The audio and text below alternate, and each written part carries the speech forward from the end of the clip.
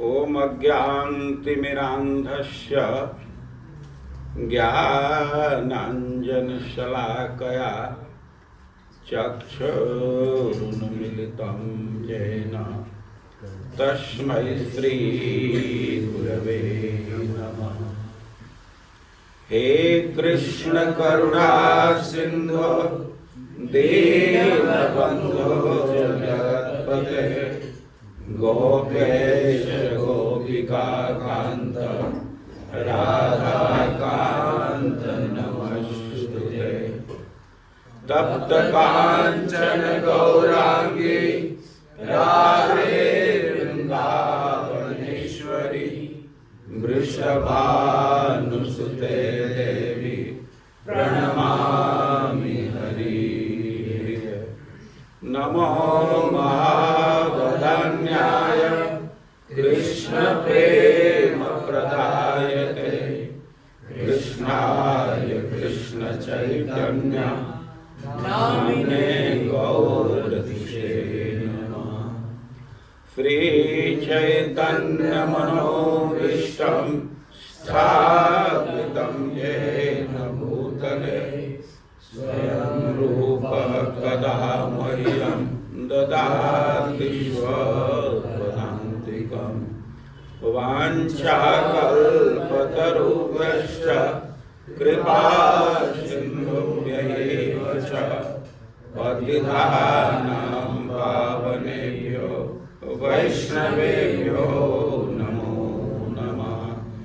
जय श्री कृष्ण चैतन्य प्रभु नित्यानंद श्री अद्वैत गदाधर श्रीवासादि गौर भक्तवृंद। हरे कृष्णा कृष्णा कृष्णा हरे हरे हरे राम राम राम हरे हरे। हम लोग आवृत्ति करेंगे श्रीमद् भागवतम भगवद गीता के 15वें अध्याय का प्रथम श्लोक। भगवद गीता 15:1। ओम नमो भगवते वासुदेवाय। ओम नमो भगवते वासुदेवाय। ओम नमो भगवते वासुदेवाय। ओम नमो भगवते वासुदेवाय। ओम नमो भगवते वासुदेवाय। ओम नमो भगवते वासुदेवाय। श्री भगवानुवाच। श्री भगवानुवाच। ऊर्ध्वमूलम् अधः शाखम् अश्वत्थम् प्राहुः अव्ययम् छन्दांसि यस्य पर्णानि यः तं वेद सः वेदवित्। श्री भगवानुवाच।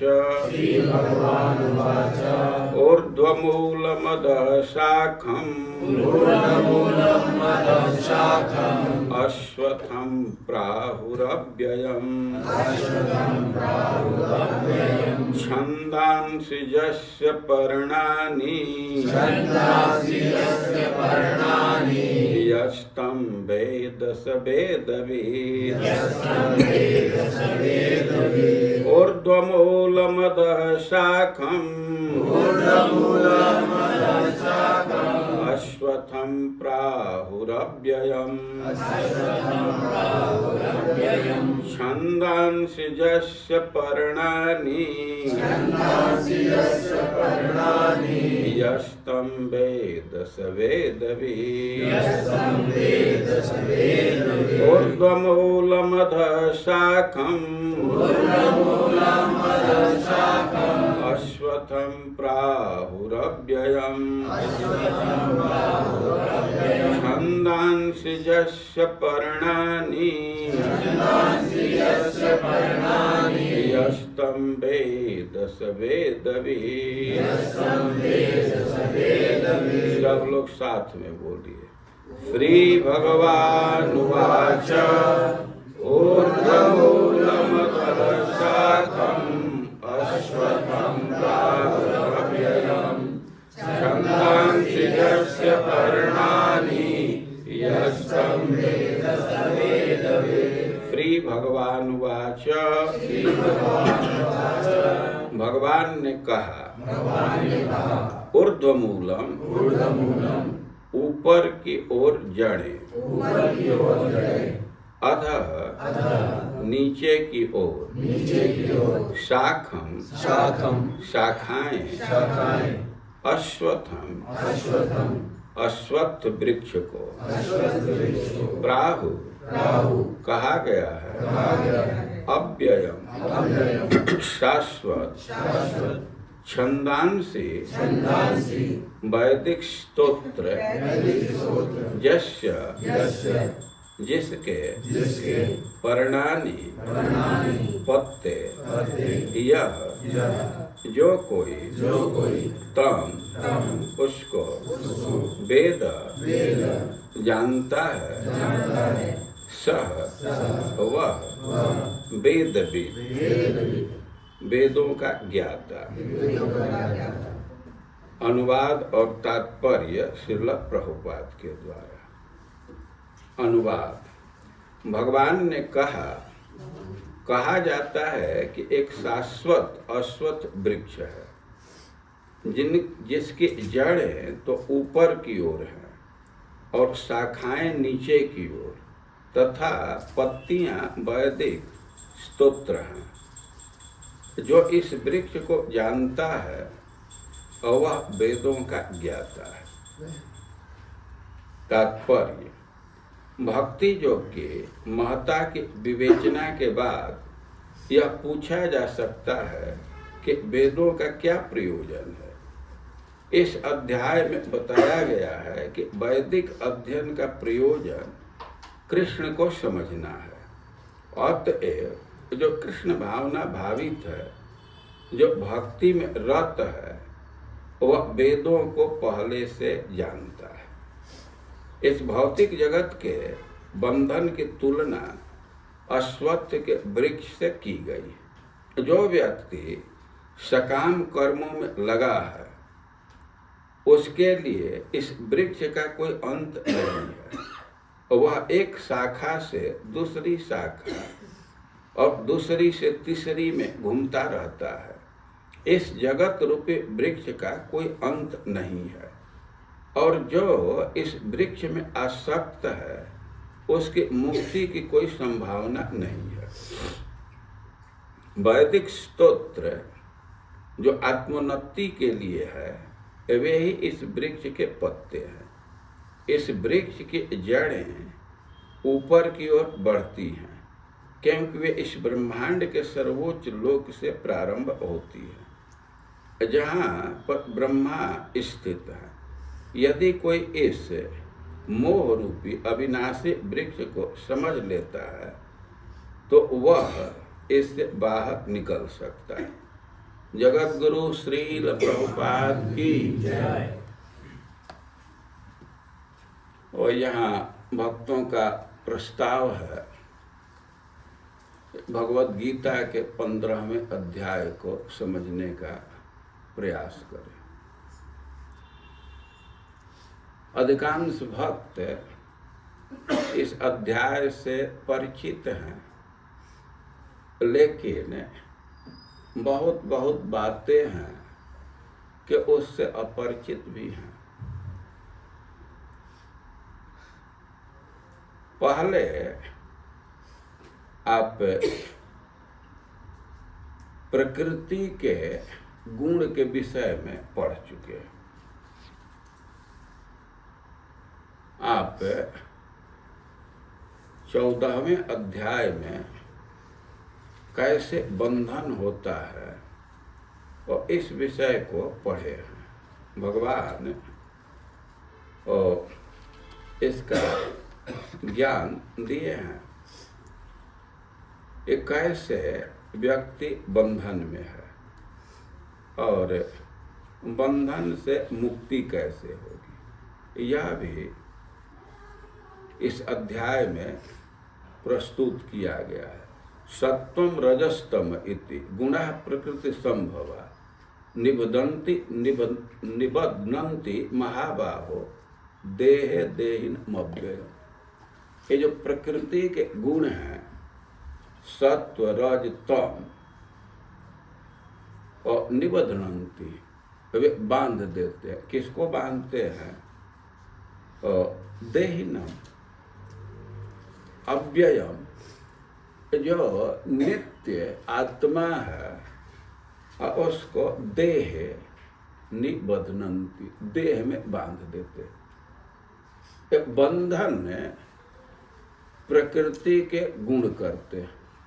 आप सुनते हैं कि माया बांधती है, तो माया का मतलब क्या है? वो त्रिगुणात्मिका है, मतलब 3 गुण से ही बनी है। जैसे अब घड़ा के विषय में कोई पूछे तो व्यक्ति कहता है मृदात्मिका है। मृत मतलब माटी, घड़ा का क्या मतलब है? वो माटी ही है ना। तो उसी तरह माया का मतलब है त्रिगुण। अब त्रिगुण, गुण मतलब रस्सी होता है, और रस्सी का प्रयोग करते हैं बांधने के लिए। तो माया मतलब 3 गुण, गुण मतलब रस्सी।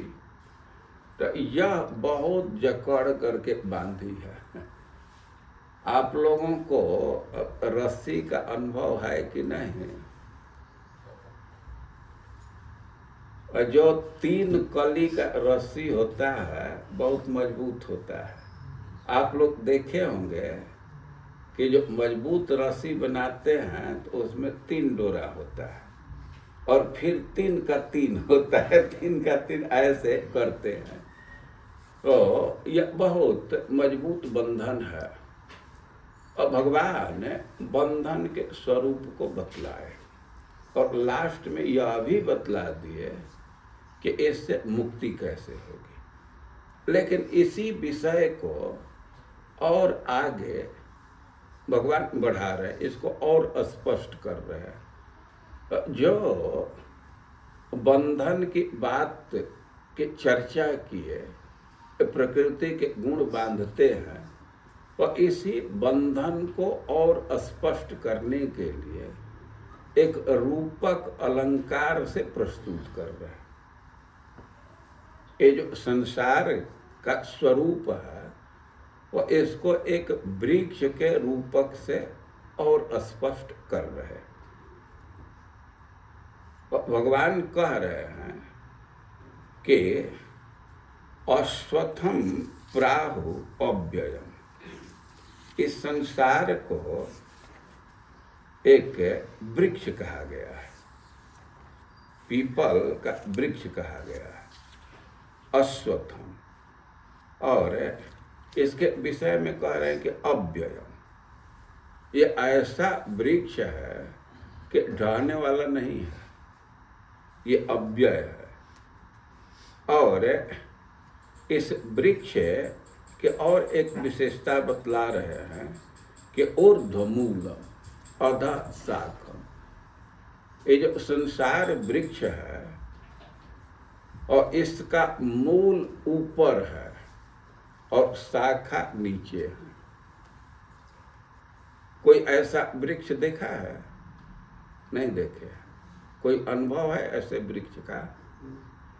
श्रील प्रभुपाद जी लिखते हैं कि ऐसे वृक्ष का अनुभव व्यक्ति करता है। हम लोग भी किए।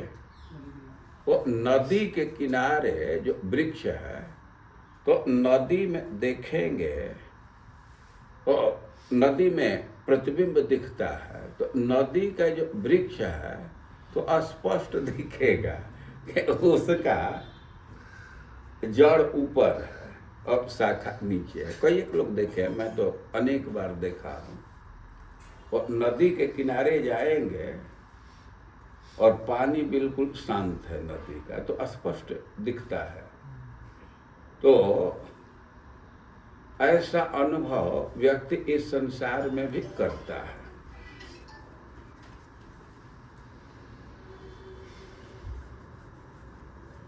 इस संसार का वर्णन कर रहे हैं और कह रहे हैं कि ऊर्ध्वमूलम, इसका जड़ ऊपर है और शाखाएं नीचे हैं, और इसका एक आशय है। भाई कोई भी वृक्ष उत्पन्न होता है तो मूल तो उसका जड़ है, जड़ से ही कितना भी, जड़ से आगे बढ़ करके निकल करके वो अपना विस्तार करता है। तो संसार को वृक्ष के रूप में निरूपित कर रहे हैं और ये कह रहे हैं कि जड़ ऊपर है, और इसका आशा है कि संसार भगवान से ही निकला, भगवान ही इसके बीज हैं, और ब्रह्मा जी से ये प्रस्फुटित हुआ है, अंकुरित हुआ है, और इसकी शाखा बहुत बहुत फैली हुई है। ऊर्ध्वमूलम अधः शाखा अश्वत्थम प्राहुरव्ययम्। इस संसार के जो वृक्ष हैं और अभी कुछ दिन के बाद ढह जाते हैं। वृक्ष है वो ढह जाते हैं, लेकिन इस वृक्ष के लिए कह रहे हैं कि अव्यय, ये अपने से ढहने वाला नहीं है। और अब ये जो दृष्टांत दे रहे हैं कि ऊर्ध्वमूल मधः शाखा अश्वत्थम प्राहुरव्ययम्, ये ऐसा वृक्ष है कि इसका मूल ऊपर है और शाखाएं नीचे हैं। ऐसे वृक्ष का अनुभव कहाँ करते हैं? जल में। और जल में जो वृक्ष देखते हैं तो वास्तव में वो किसी वृक्ष का प्रतिबिंब है। जो तट पर स्थित वृक्ष है उसका प्रतिबिंब ही दिखता है ना। और यह जो संसार रूप वृक्ष है तो यह भी आध्यात्मिक जगत का प्रतिबिंब है। आप वो जल में जो प्रतिबिंबित वृक्ष है उसका अध्ययन करेंगे, देखेंगे, और ठीक वैसा ही प्रतिबिंबित होता है जैसा मूल वृक्ष है। तो दोनों का आप तुलना कर सकते हैं, दोनों में समानता है। तो यह जो रूपक दिए हैं तो इससे एक बात स्पष्ट है कि यहाँ जो हम संसार वृक्ष में अनुभव करते हैं, जो विविधता देखते हैं, तो वह विविधता मूल वृक्ष में भी है, आध्यात्मिक जगत में भी है। कुछ लोग मानते हैं कि आध्यात्मिक जगत में तो कोई क्रियाकलाप नहीं है, ब्रह्म है, निराकार है, और हम भी उसमें लीन हो जाते हैं। लेकिन ऐसी बात नहीं है। इस संसार में आप विविधता देखते हैं, बहुत क्रिया देखते हैं, एक प्रतिबिंब तो उसी का है। लेकिन अब मूल वृक्ष और प्रतिबिंब हमें थोड़ा अंतर भी हो जाता है, एकदम उल्टा दिखता है ना। तो हम इस संसार में जो भी क्रियाकलाप देख रहे हैं, जो भी व्यवहार देख रहे हैं, और यह आध्यात्मिक जगत का विकृत रूप है। आध्यात्मिक जगत में जो भी क्रियाकलाप है तो उसके मूल में कृष्ण है। कृष्ण को संतुष्ट करने के लिए बहुत बहुत क्रिया है, बहुत बहुत व्यापार है, लेकिन अब इस संसार की स्थिति है कि सेंटर में क्रिया नहीं है। हम अपने स्वरूप को भूल गए हैं, लेकिन क्रियाकलाप चल रहा है। तो क्रियाकलाप है, लेकिन विकृत अवस्था में है, उल्टी अवस्था में। यह इतना अंतर समझना होगा। अच्छा, इसके जो शब्द हैं वो कह रहे हैं कि यह वृक्ष अव्यय है। वृक्ष है और अव्यय है। वृक्ष का क्या मतलब होता है? वृक्ष का संस्कृत रूट से अर्थ समझेंगे तो वृक्ष्यते इति वृक्ष, जिसको काटा जाए, जो काटने लायक है, तो उसको वृक्ष कहते हैं। तो भगवान इस संसार के तुलना वृक्ष से कर रहे हैं, तो एक संदेश है कि इसको काटना चाहिए। वृक्ष मतलब काटने लायक, लेकिन अव्ययम, ये अपने से ढहने वाला नहीं है, ये अव्यय है। अव्यय कहने का अर्थ है कि हमारा कर्म फल अनादि है, अनंत है।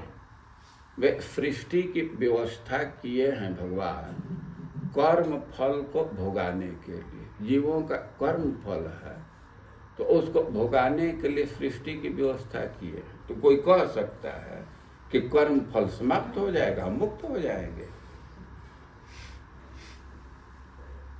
अब अपने कर्म फल को भोगने के लिए भगवान सुविधा दिए हैं, तो कर्म फल को भोगेंगे, मुक्त हो जाएंगे।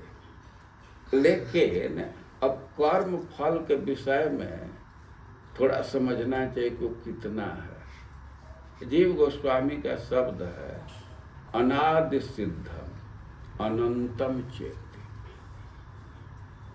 ये तो अनादि सिद्ध है, कब से हम कर्म बंधन में हैं और इसके आदि का निर्धारण नहीं कर सकते। आदि का जहाँ निषेध हो वही अनादि है ना। ओ आदि का निर्धारण ही नहीं कर सकते।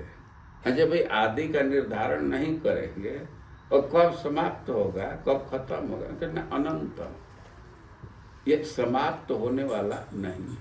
अनंत का मतलब समझ रहे हैं ना, अंत का जहाँ निषेध है। अन निषेध के अर्थ में प्रयोग करते हैं ना, अन आदि अन अंत अव्ययम, से पहले से ही ये अव्यय है। और भगवान आगे बतलाए हैं कि कर्मानुबंधिनी मनुष्य लोग के, अरे अभी कुछ कर्म फल भोगते हैं और तब तक मनुष्य योनि में आए तो और कर्म फल बढ़ा लेते हैं और अकाउंट में डाल देते हैं। और वृक्ष, अश्वत्थ वृक्ष का उदाहरण दे करके इस बात को और स्पष्ट कर रहे हैं। आप लोग देखे होंगे कि कोई पीपल का वृक्ष है तो ऐसे ही बहुत बड़ा होता है, बड़ा विशाल होता है। विशाल वृक्षों में पीपल का स्थान है और बहुत दिन वो रहता भी है, बहुत दिन टिकता है। और तब तक उधर से ऊपर से कुछ बरोह निकलता है, कुछ जाला जैसा डाढ़ से निकलता है और कहीं वो पृथ्वी से टच कर गया तो एक नया जड़ ही हो जाता है। देखे है ना, तो कई एक जगह वह जुट जाए तो वृक्ष और बढ़ जाता है, उसकी आयु और बढ़ जाती है। तो भगवान इस बात को बतलाए हैं कि कर्मानुबंधिनी मनुष्य लोग के ये ऐसा वृक्ष है कि मनुष्य जन्म में इसके और नए नए जड़ निकल जाते हैं। वो कह रहे हैं कि अव्ययम, ये अव्यय है। वो अव्यय है, और जरूर अव्यय है, अपने से नष्ट होने वाला नहीं है, लेकिन अश्वत्थम, वृक्ष का नाम क्या है? अश्वत्थ।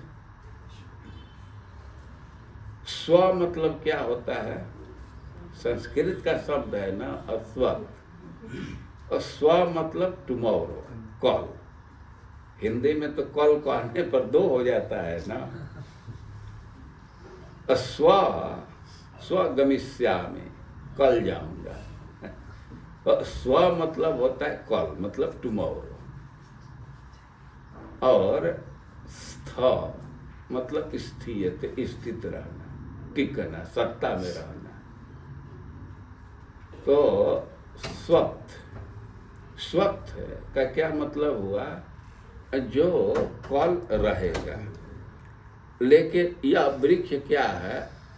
स्वस्थ नहीं है, अस्वस्थ।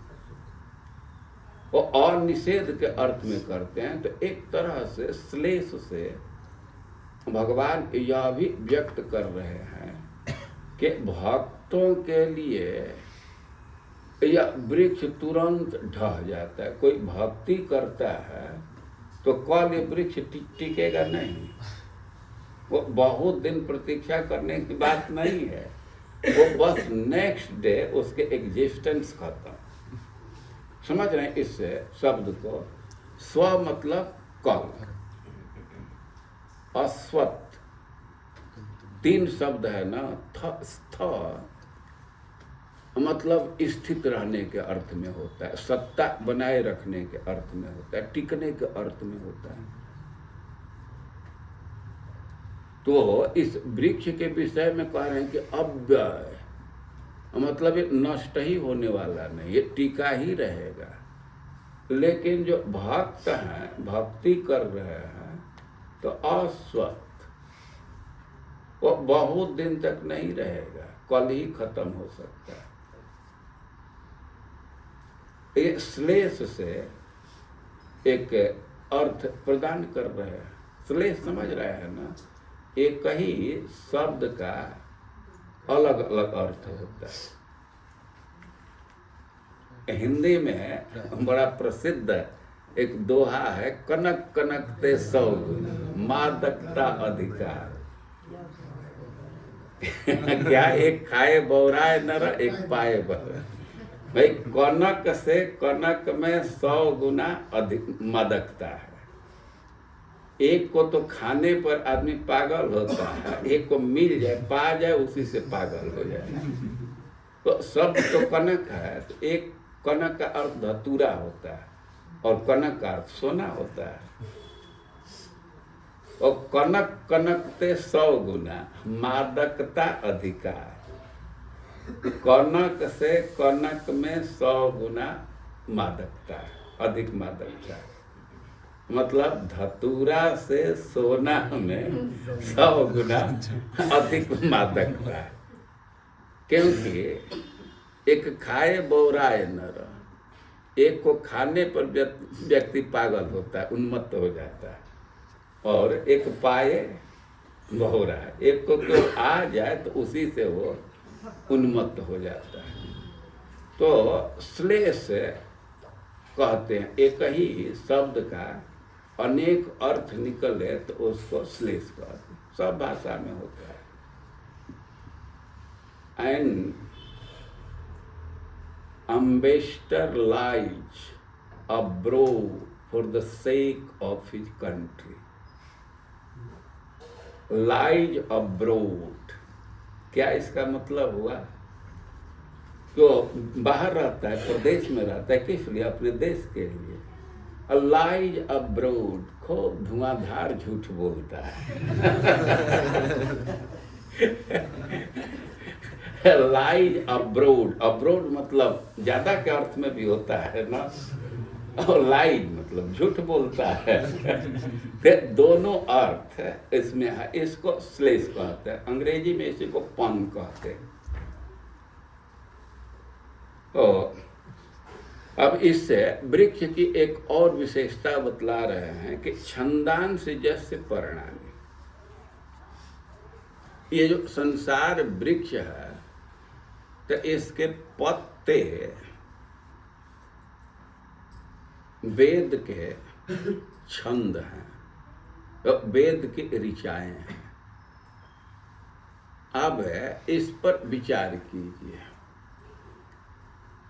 ये जो अश्वत्थ वृक्ष है और इसके पत्ते वेद के छंद हैं। भाई वृक्ष और पत्ता का क्या संबंध है? से वृक्ष में डाली है, पत्ता है, और प्राय छाया का अनुभव पत्ता से करते हैं। जिस वृक्ष में जितना अधिक पत्ता है और छाया व्यक्ति अनुभव करता है। और वेद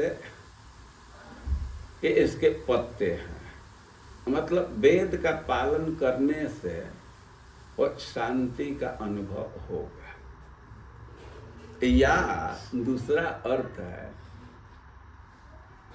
कि वृक्ष तो स्वस्थ रहता है, मजबूत रहता है पत्ता के सहयोग से। और मूल भोजन तो वृक्ष जड़ से लेता है, लेकिन पत्ता भी सहयोग करता है ना। या फोटोसिंथेसिस क्या क्या स्कूल में पढ़ते रहते हैं। और देखिए व्यक्ति संसार में पहले से ही फंसा है, और ये जो वेद तो और उसको मजबूत कर देता है। वेद बांध देता है ना, पत्नी का त्याग कभी नहीं करना चाहिए। वेद का विधान है ना। बच्चों का भरण पोषण कुत्सित कार्य करके भी करना चाहिए। वेदव्यास जी जीवों के प्रति दया करके सोचे कि भाई वेद में तो स्त्रियों का अधिकार नहीं है, शूद्र का अधिकार नहीं है, और कुछ ग्रंथ लिख दिया जाए कि वेद के अर्थ को वो भी समझ जाए। और वेद के अर्थ को प्रकाशित करने के लिए, स्त्री शूद्र को सुलभ बनाने के लिए वेदव्यास जी महाभारत की रचना की।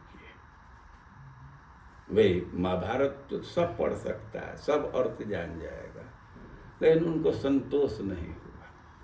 वो समझ नहीं रहे थे कि हम तो समाज के लिए इतना अच्छा कार्य किए, लेकिन हमारे मन में शांति क्यों नहीं है। उनके गुरु जी आ गए नारद जी, और डांट लगाने लगे, तुम समाज के लिए अच्छा काम किए हो कि बुरा काम किए हो। स्वभाव रक्त से महान व्यतिक्रम।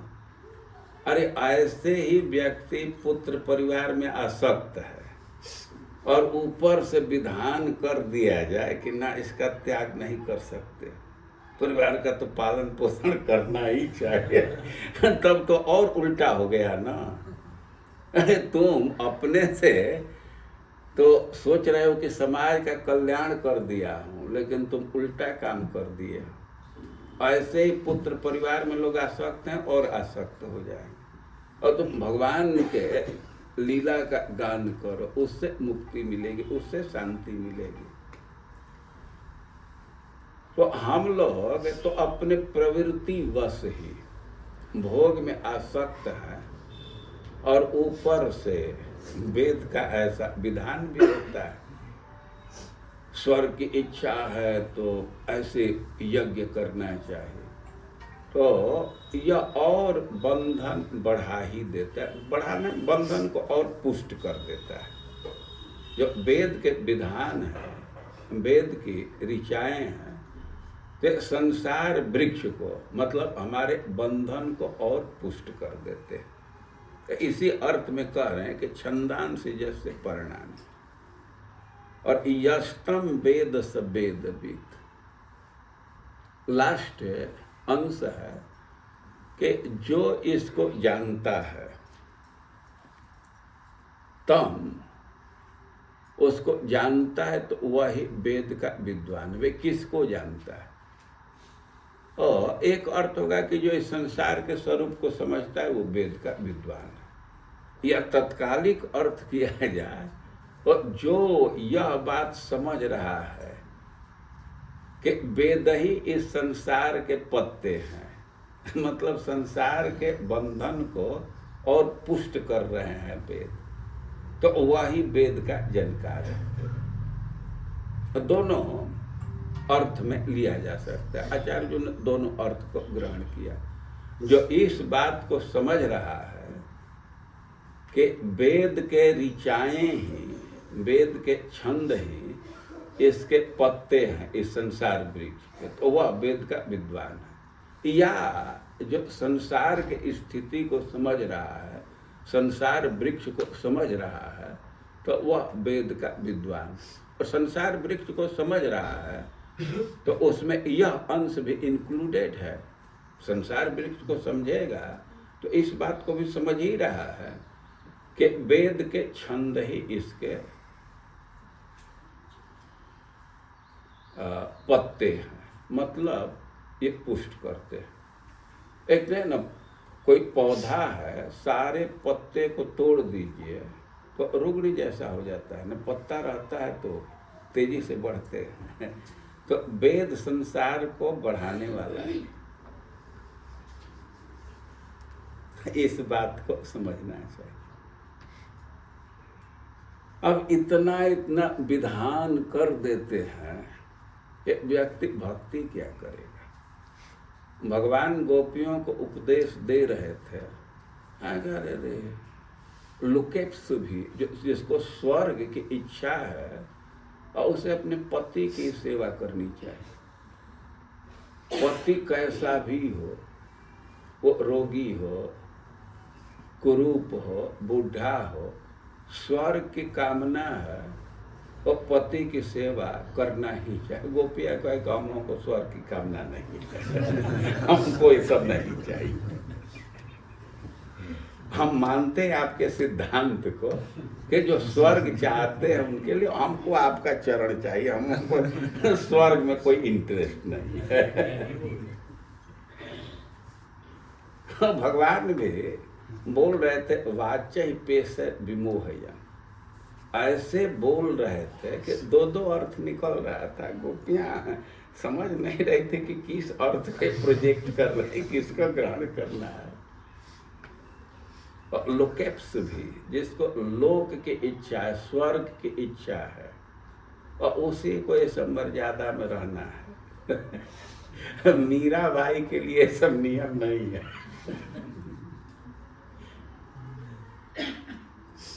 जो हो छंदांश जस्य परिणामी, वेद के ऋचाएं इसके पत्ते हैं, इस बात को समझता है तो वही वेद का विद्वान है।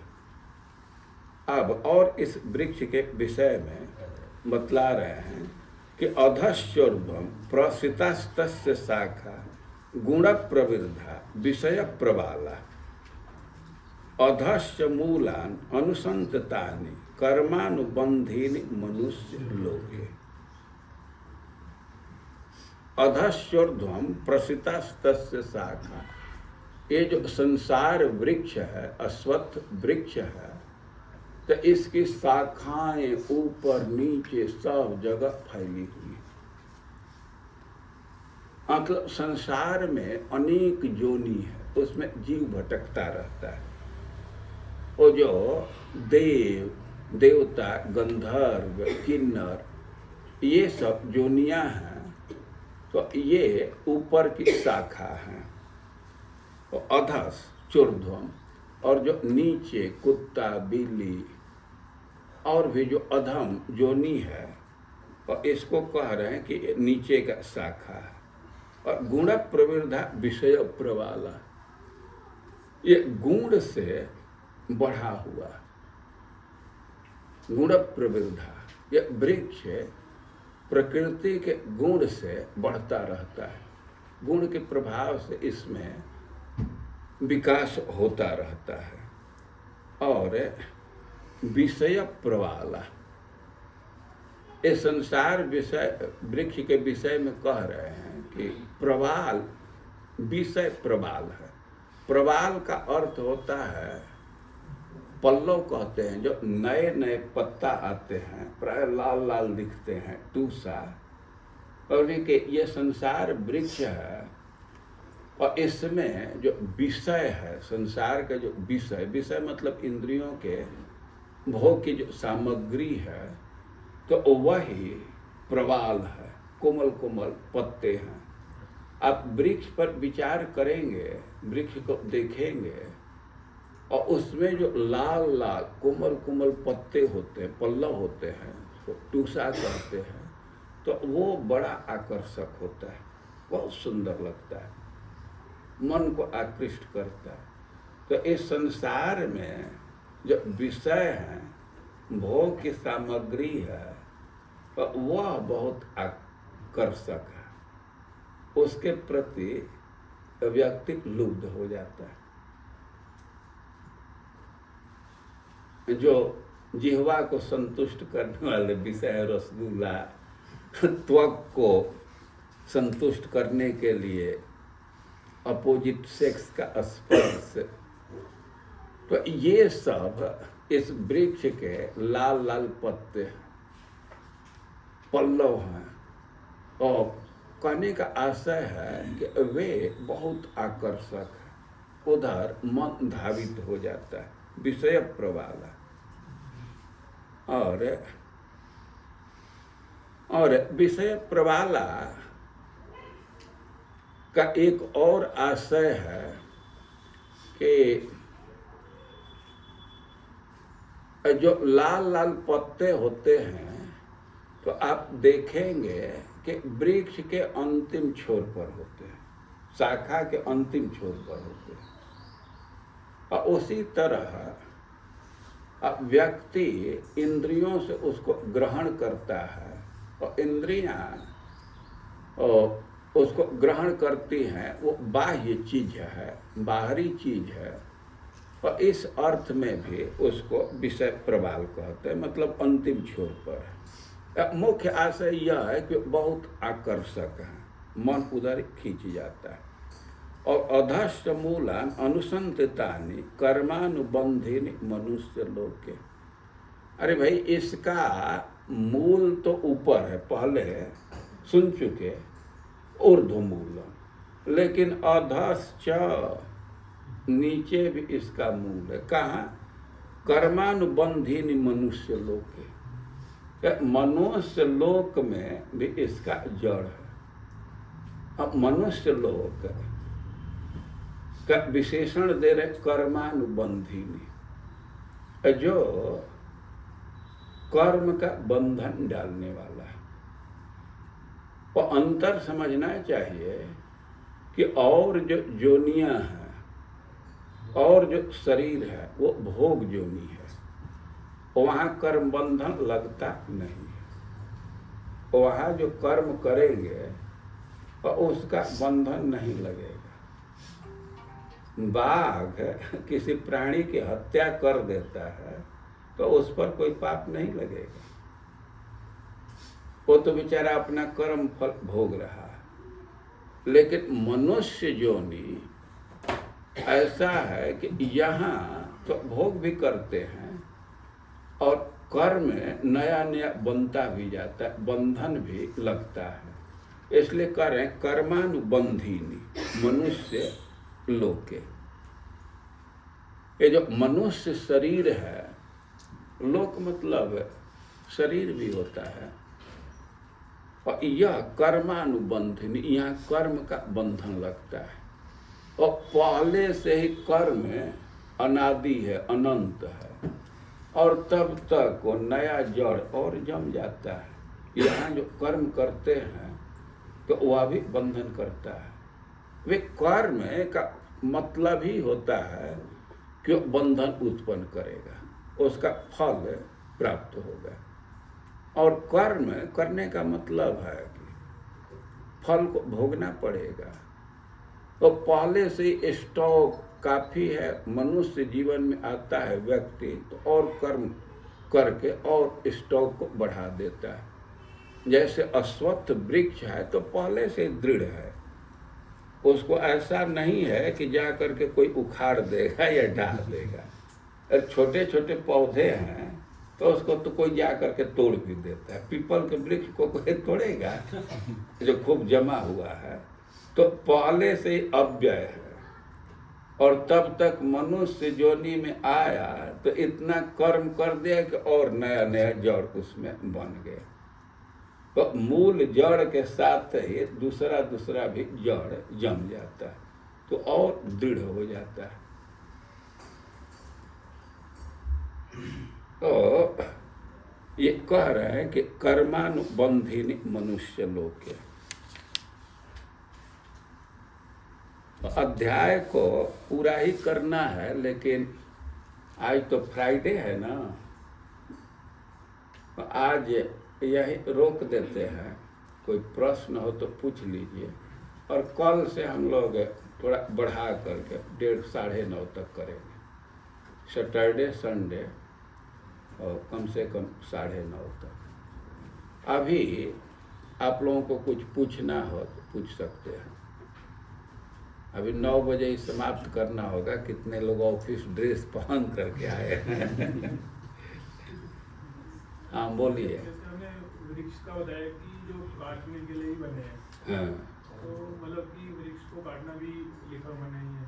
आए? वृक्ष को काटना भी मना ही होता है। नहीं, वृक्ष को काटना मना नहीं है। जब काटने लायक हो जाए, परिपक्व हो जाए, तब काटना है। वृक्ष को काटना कहीं नहीं मना है, लेकिन जब तक उसकी आयु पूरी नहीं हुई है, उसके पहले काटने का मतलब मर्डर करने जैसा ही है। कोई देख रहे हैं कि वृक्ष को काटा नहीं जा रहा है, वृक्ष परिपक्व हो जाता है, उसको काटा ही जाता है ना। सरकार ही टेंडर देती है। कोई वृक्ष है इस संसार में नहीं काटे जा रहे हैं, भारत में वृक्ष नहीं काटे जा रहे हैं। इतना ही कानून है कि जब तक वो काटने लायक नहीं हो गया तब तक मत काटे। प्री मैच्योर नहीं काटना। किसी के खेत में वृक्ष है और उसको काटना अप्लाई करता है, आकर के सीओ गांव देहात में वो इंक्वायरी करते हैं कि काटने लायक हो गया है। भाई काटने, वृक्ष काटने के लिए, लेकिन इसका उपयोग होना चाहिए ना। वृक्ष पक जाएगा तो बहुत भारी उसका उपयोग है, बहुत महंगा मिल रहा है ना। अभी तो आप छड़ का प्रयोग कर रहे हैं, पुराने पुराने घर हैं तो लकड़ी से ही छत बना दिए। और वृक्ष का संस्कृत मीनिंग होता है जो काटा जाए। और संसार में वृक्ष है तो भगवान की अपेक्षा है कि हम लोग इसको काटें। काटने का साधन भी बतलाए हैं, उसको कल हम लोग पढ़ेंगे। जैसे आप बताइए कि हम ऐसे ही मतलब संसार में फंसे हैं। हाँ। और वेद से और भी ज़्यादा और पुष्ट हो जाता है। और प्रभुपाद जी यहाँ पे लिख लेंगे the Vedic hymns meant for elevating oneself है। हाँ, एलिवेटिंग वन सेल्फ है। सिद्धांत तो यही है कि धीरे धीरे हम आगे बढ़ें, वेद के नियम का पालन करेंगे तो आप मुक्ति की तरफ बढ़ेंगे। यह सिद्धांत है। और इसी के लिए गृहस्थी का विधान किया गया। अब गृहस्थी के सुख का अनुभव कर लेंगे और फिर विरक्ति में जाएंगे तो मन विषय के तरफ धावित नहीं होगा। अब विषय की कटुता का अनुभव कर लिए हैं तो विरक्ति स्थिर रहेगी। यह बात जरूर है, सिस्टम इसीलिए है। और इसी से मैं कहा ना कि एक सिद्धांत के अनुसार वेद के नियम पालन करने से छाया का अनुभव होता है। वेद का विधान व्यक्ति को सुख देने के लिए ही हुआ, लेकिन वेद का स्टाइल है कि वह शरीर आत्मा को लेकर के चल रहा है, लेकिन अब व्यक्ति की चेतना शरीर पर ज़्यादा है, तो वहाँ भी शरीर पर ज़्यादा समय दिया गया है। त्रैगुण्य विषया वेद नैस्त्रैगुण्यो भवार्जुन। भगवान कर्तव्य का निरूपण किए, सब वेद से ही बोल रहे थे ना, लेकिन फिर भी कहे कि अच्छा होगा कि नैस्त्रैगुण्य हो जाओ। और वेद का विधान है वो क्रमिक विकास के लिए, धीरे धीरे आदमी बढ़ता है। इसी से आप भक्ति शास्त्री में पढ़ेंगे तो एक योगा लीडर बनाया गया, लेकिन सबका उद्देश्य तो यही है ना कि योग तक पहुंच जाए, भक्ति तक पहुंच जाए। और वेद की स्थापना है, वेद का कोई विरोध नहीं कर रहा, इसी से कि वेद से धीरे धीरे आदमी बढ़ता है। लेकिन कठिनाई यह है कि वेद में फंस करके आदमी वही रह जा रहा है। वेद की बात मानते मानते तब तक तो जीवन ही बीत जा रहा है। ये भी हो रहा है ना। और इस अर्थ में अब वेद तो बांधने वाले ही हो जाते हैं। देखिए, इस बात को प्रैक्टिकली समझ सकते हैं। जो परिवार इत्यादि से एकदम विलग थे, वो वेद का कोई नियम ही नहीं। वेद मतलब वर्णाश्रम। वेद का प्रैक्टिकल रूप है वर्ण आश्रम के धर्म। लेकिन बहुत सारे लोग हैं वर्ण आश्रम के अहंकार में पड़े हुए हैं, कर्तव्य में पड़े हुए हैं, भक्ति को नहीं स्वीकार कर रहे। और जो आउटकास्टेड थे, कोई वेद का विधान में, वे पटाख से प्रभुपाद जी के मिशन में आ गए। देख रहे हैं ना, अब वे तुरंत स्वीकार कर लिए। तो दोनों अर्थ में इसकी व्याख्या की गई।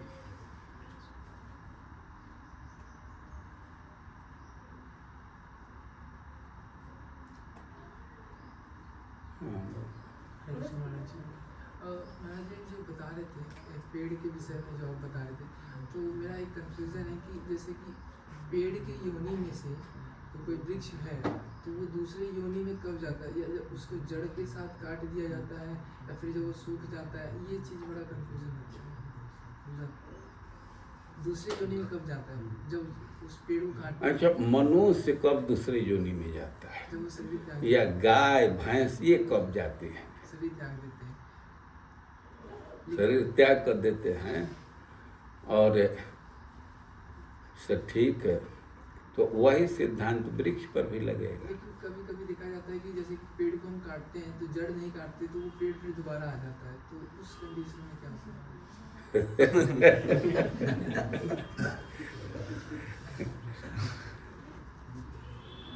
तो केवल शरीर नष्ट करने से योनि नहीं बदल जाती है ना, चेतना का परिवर्तन होगा तब ना।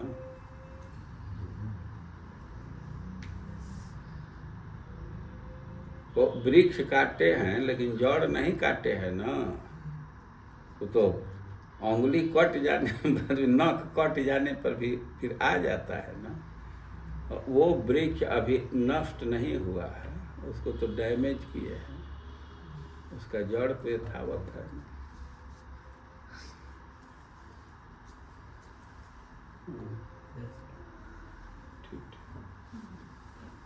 एक लाइन इसमें भगवान बताते हैं कि भक्ति का मूल सिद्धांत है भौतिक कार्यों से विरक्ति तथा भगवान की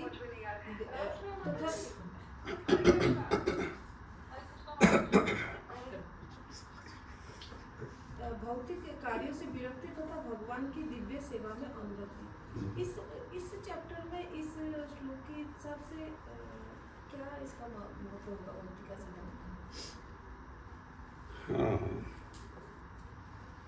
श्रीमद् भागवतम में एक श्लोक है, पृथु महाराज की उक्ति है शायद,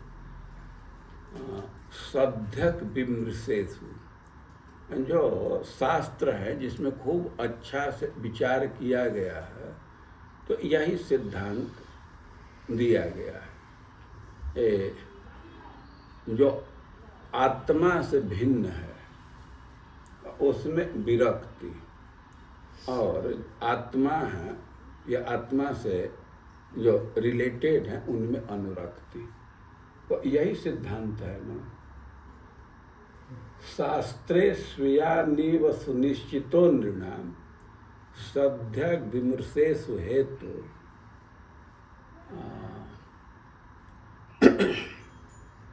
वो उसको देख करके मैं श्लोक बतला दूंगा, भागवत मूल नहीं लिए हो। चतुर्थ स्कंद का है, शास्त्रे स्वीयानेव सुनिश्चितो नृणाम। भक्ति का यही सिद्धांत है ना, भक्ति विरक्ति भगवत प्रबोध भवंत चैतत्र एक का। भक्ति करेंगे तो संसार से विरक्ति होगा और भगवान का अनुभव होगा, मतलब भगवान के तरफ अनुराग बढ़ेगा। कोई भी भक्ति कर रहा है तो यही चाह रहा है ना, सिद्धांत तो यही है ना, कि संसार से विरक्त हो जाए, उधर मन न जाए और भगवान में अनुराग बढ़े, और सिद्धांत तो यही है। और अब इस अध्याय में और इसका खूब निरूपण किया गया। तुरंत आगे का जो श्लोक है तो उसी में ये सब बात आ जाएगी। ततः पदम तत्परिमार्गितव्यम् असंग शस्त्रेण दृढ़ेन छित्त्वा। इस पर कल हम लोग विचार पुनः कर लेंगे। ये बहुत ही महत्वपूर्ण वाक्य है भक्ति के सिद्धांत के विषय में, और बिल्कुल स्पष्ट है, इसको समझने में नहीं कोई कठिनाई है। अब इसको सपोर्ट करने के लिए कुछ उक्ति चाहिए, श्लोक चाहिए, तो सब आएगा इस अध्याय में। आप कुछ कह रहे हो? धन्यवाद महाराज, भक्तिवर्धक और ज्ञानवर्धक क्लास के लिए कई सारी चीज़ नया सुनने को मिला। मेरा ये प्रश्न था, जैसे आप बता रहे थे कि जो नीचे योनियाँ हैं, जैसे कोई पशु या पक्षी योनियाँ हैं, उनको कोई कर्म का बंधन नहीं लगता क्योंकि वो भोग योनि है, भोग करते हैं। और मेरा ये प्रश्न है महाराज कि जैसे ऊपर की योनि में, जैसे किन्नर हो, गंधर्व हो, बाकी जो देखा था योनि में, क्या उसमें कर्म का बंधन लगता है? नहीं, वो भी भोग योनि ही है। कर्म योनि मनुष्य है। यहाँ जो कर्म करते हैं, पुण्य करते हैं, ऊपर जाकर के भोग करते हैं। उसके आगे एक प्रश्न और मेरे मन में उठा है कि जैसे इंद्र यज्ञ कर रहे थे। कौन? इंद्र। तो फिर वृतासुर, क्योंकि उन्होंने यज्ञ ठीक से नहीं कर पाए, जो भी त्रुटियाँ रहा, इसके कारण वृतासुर का फिर जन्म होता है। तो अगर कर्म का नहीं लगता समझ लो, तो फिर अगर वो यज्ञ किए तो इसका गलत कर्म कर लिए, तभी तो ये हुआ, तो इसको कैसे समझा जा सकता है? देखिए, अब उसका तो यज्ञ पर विचार कीजिए, और यज्ञ में कोई त्रुटि होगी तो उसके अनुसार तो फल में परिवर्तन होगा ही ना। तो वहाँ मंत्र बोलने में त्रुटि हुई, जो उनके मन में आशय था उस हिसाब से मंत्र नहीं बोले, और जैसा मंत्र बोले तो वैसा उसका परिणाम आया। इंद्र शत्रु विवर्धस्व, और उनका आशय था कि इंद्र का शत्रु बड़ है। वे षष्ठी तत्पुरुष से बोलना चाहते, इंद्र से शत्रु विवर्धस्व, लेकिन बोलने में स्ट्रेस में कुछ गड़बड़ी हो गई। इंद्र शत्रु विवर्धस्व, उसका अर्थ इंद्र है शत्रु बढ़। तो इंद्र को बढ़ाने का एक मंत्र वो हो गया। और वहाँ जो देवलोक में यज्ञ के परिप्रेक्ष्य में उसको देखना होगा। वो कर्म के परिप्रेक्ष्य में उसको मत देखे, यज्ञ के परिप्रेक्ष्य में देखिए। तो मंत्र के व्यभिचार से फल में व्यभिचार होगा।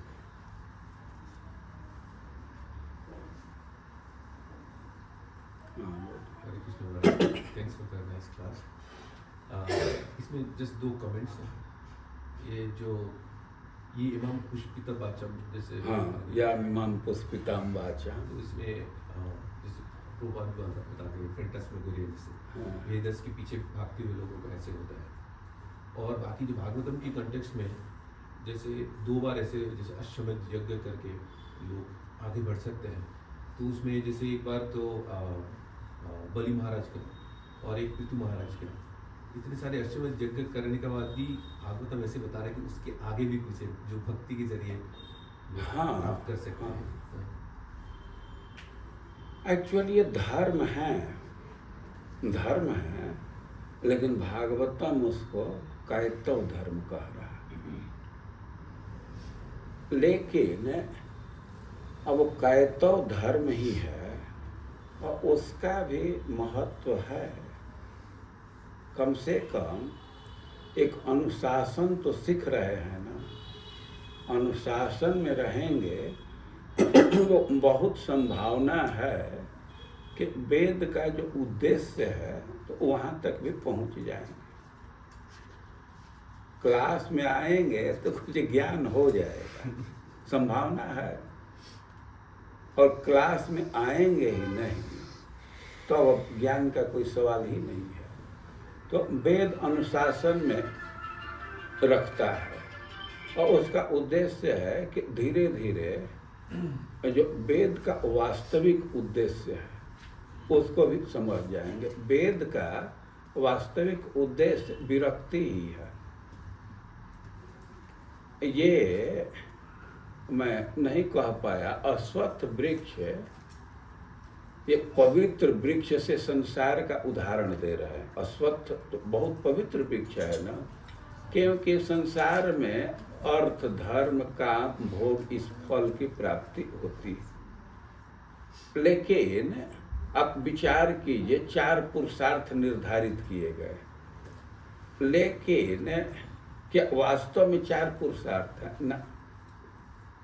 एक पुरुषार्थ को प्राप्त करने के लिए 3 पुरुषार्थ दिए गए। ये अर्थ धर्म काम अपने आप में पुरुषार्थ नहीं है, लेकिन मोक्ष को प्राप्त करने के लिए ये आवश्यक। अब इस बात को एक उदाहरण से समझिए। वे शरीर में भोग की वृत्ति है, इंद्रियों में भोग की वृत्ति है। अब विवाह करते हैं, विवाह किए तो अनुशासित जीवन है, बंधन है, लेकिन विवाह का जीवन व्यतीत कर रहे हैं तो ऐसे मुक्ति की संभावना है, ये चेतना के शुद्धि की संभावना है। अब विवाह नहीं किए ना, ये तो बंधन है। और विवाह न करके अब भोग की प्रवृत्ति है और किसी स्त्री से संबंध रख रहे हैं, तो विवाह से भी ज्यादा वो बुरा हुआ ना। वो दोनों में अच्छा कौन है, विवाह करना कि बिना विवाह का ऐसे कई एक स्त्रियों से संबंध रखना? विवाह अच्छा है ना। तो इसी से किस व्यक्ति के लिए क्या प्रवृत्ति है उसके चेतना के आधार पर निर्धारित किया जाता है। तो इस संसार में कई एक चेतना के लोग हैं, इसलिए कई एक विधान किया गया कि सब माने वेद की छाया में आ जाए। और जिसकी भोग की प्रवृत्ति नहीं है, और उसके लिए ये विवाह उवाह की कुछ जरूरत नहीं है। भगवान अर्जुन को उपदेश देता है कि कर्म करो, इसलिए कि परिवार की बात कर रहे थे। अर्जुन के उक्ति पर विचार करेंगे तो उनके सेंटर में परिवार ही था ना। परिवार नष्ट हो जाएगा, पितर नष्ट हो जाएंगे। अरे तुम्हारे दिमाग में परिवार बसा है तो युद्ध करो, अपने कर्तव्य का पालन करो। और जिसके दिमाग में परिवार नहीं है, भगवान ही उसके दिमाग में, उसके लिए परिवार ये सब जो वेद के कर्म का कोई औचित्य नहीं है। और इसी से भगवान भागवतम में बोले हैं, तावत कर्माणि कुर्वीत न निर्वेदित जावत। मत कथा मत श्रवणादौ वा श्रद्धा यावन जायते तावत कर्माणि कुर्वीत। अब इसका भी दो तरह से अर्थ किया जाता है। कुर्वीत तब तक कर्म करे ही, तब तक कर्म करे, विधान कर रहे हैं जब तक वैराग्य नहीं हो जाता है या भक्ति को नहीं प्राप्त कर लेते हैं, तब तक कर्म करे। मतलब एक तरह से कर्म का विधान कर रहे हैं। और दूसरे अर्थ में कि तब तक कर्म करे जब तक भक्ति न हो जाए, तो एक तरह से कर्म का निषेध ही कर रहे हैं।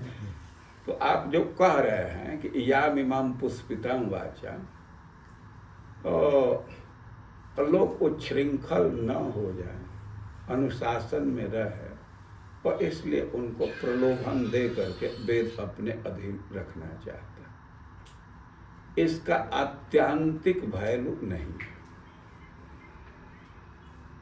तो भाई दो लेवल है ना, एक आत्यांतिक दृष्टि से फाइनल डेस्टिनेशन को विचार करके कुछ सोचते हैं, वेद का कोई महत्व नहीं, ये तो कैतव धर्म है, ये तो धोखा देना है। अंततः तो भगवान को प्राप्त करना है, तो ये सब डायरेक्ट सहायक तो नहीं है। अब हम उस लायक नहीं हैं, अब बीमार हैं, इसके लिए सबकी जरूरत है। गीता का प्रतिपाद्य विषय भक्ति है, लेकिन ज्ञान योग है, कर्म योग है, भाई ये क्यों रख दिए? तो कोई मंच है, मंच पर जाना है तो कोई कोई है सीधे मंच पर चला जाता है, लेकिन कोई कोई कमजोर व्यक्ति है तो सीधे उतना पाँव नहीं रख सकता है, और उसके लिए सीढ़ी बना देते हैं। तो ये जो वेद का विधान है सीढ़ी जैसा है, जो डायरेक्ट भक्ति कर सकता है, और उसके लिए सब की जरूरत नहीं। जो ब्रह्मचारी आश्रम से डायरेक्ट संन्यास ले रहे हैं तो क्या वेद का विरोध कर रहे हैं? उन पर कोई पाप लगेगा?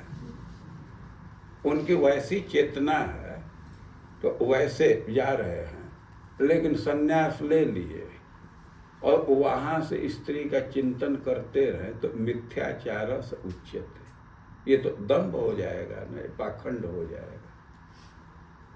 और किस व्यक्ति का क्या चित्त क्या स्तर है, चेतना का क्या स्तर है, तो उसके अनुसार उसके कर्तव्य का निर्धारण होता है। इसी सब के लिए गुरु की जरूरत पड़ती है, गाइड की जरूरत पड़ती है। तो सब बात तो शास्त्र में दिया गया है। प्रभुपाद जी समझाए हैं कि भाई जब मेडिकल के किताब से ही कोई उपचार कर रहे हैं तो डॉक्टर की क्या जरूरत है? वो किताब में भी सब लिखा है, नहीं समय तो कोई एक चीज मोबाइल में ही है, किसी फील्ड का मोबाइल में, लेकिन डॉक्टर की फिर भी जरूरत पड़ती है ना। पेशेंट को वो समझ पाता है ठीक से कि इस पेशेंट के लिए कौन सूट करेगा। तो बहुत बहुत दवा है, लेकिन डॉक्टर निर्धारित करता है कि किसके लिए कौन सूट करेगा।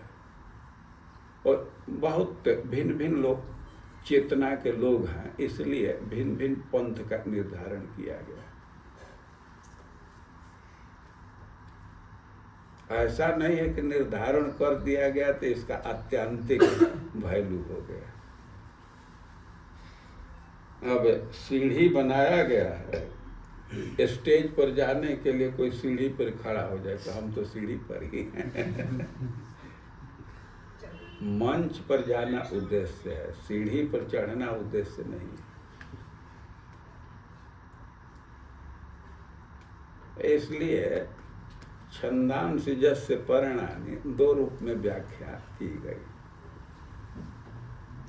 पत्ता से शीतलता व्यक्ति प्रदान करता है, वेद के अनुशासन से जीवन व्यवस्थित रहता है, सुखी रहता है, इस अर्थ में भी है। और इस अर्थ में भी कि वेद और अवरुद्ध ही कर देता है भक्ति के चेतना को।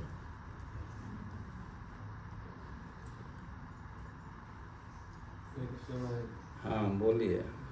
महाराज जी, एक प्रश्न है कि जैसे आपने बताया कि संसार जो है एक वृक्ष के समान है जिसकी और भी जड़ें नीचे की तरफ आ रही हैं। हाँ। और जैसे मतलब विषय की तरफ आसक्त होती रहती है और हर डाली पे नए नए पल्लव भी आते हैं जो और विषय भोग की तरफ आकर्षित करते हैं। तो जो महाराज जी जो गृहस्थ आश्रम में गया है तो पहली सीढ़ी में तो वो चला गया कि स्त्री की तरफ अट्रैक्ट हुआ, और फिर वो संतान उत्पन्न करेगा तो ऐसा प्रतीत होता है कि शाखा वो स्वयं ही बढ़ा रहा है, और उस बढ़ती हुई शाखा पे वो स्वयं एक नया पल्लव मानो उसके संतान भी आ जाए तो उससे उसका मोह तो हो ही जाएगा महाराज जी।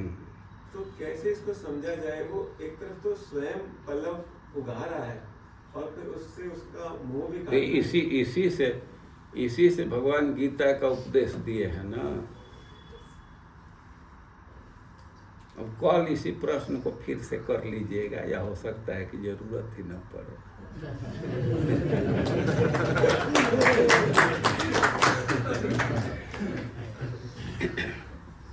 ठीक है, कल से हो सकता है कि 9 के बजाय 9:30 तक।